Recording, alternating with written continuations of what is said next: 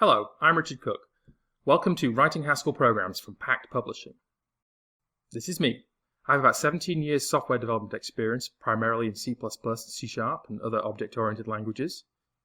However, I'm organizer of the Seattle area Haskell users group, and I have a passion for functional programming languages, and Haskell in particular.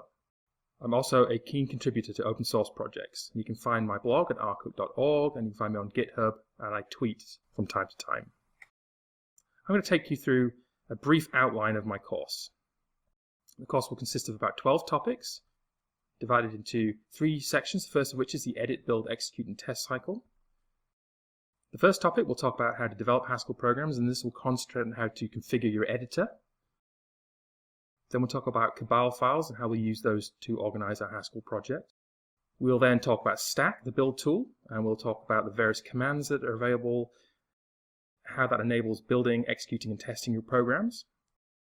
And then I'll go through a series of hints and tips, sort of power use of the Stack build tool to help streamline the process even further.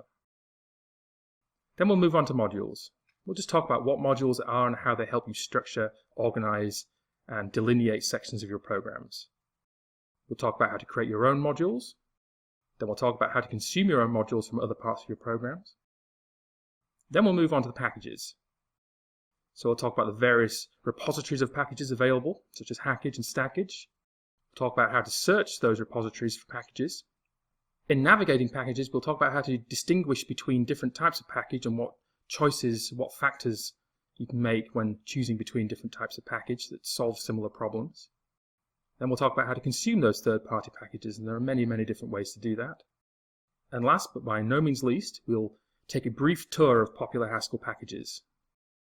This will give you a good idea of the kinds of things that certainly I do when I'm writing Haskell programs. It will be a very sort of subjective choice of packages. Prerequisites. So this course does assume a basic understanding of the Haskell programming language, and my earlier course, Fundamentals of Practical Haskell Programming, will be a good foundation for this. I'll also assume that you have the Stack build tool installed on your system, and I also provide videos which show you how to do that for Linux, Mac OS, and Windows. And I'll assume that you're comfortable with the Windows, Linux, or Mac OS command lines. And that's it.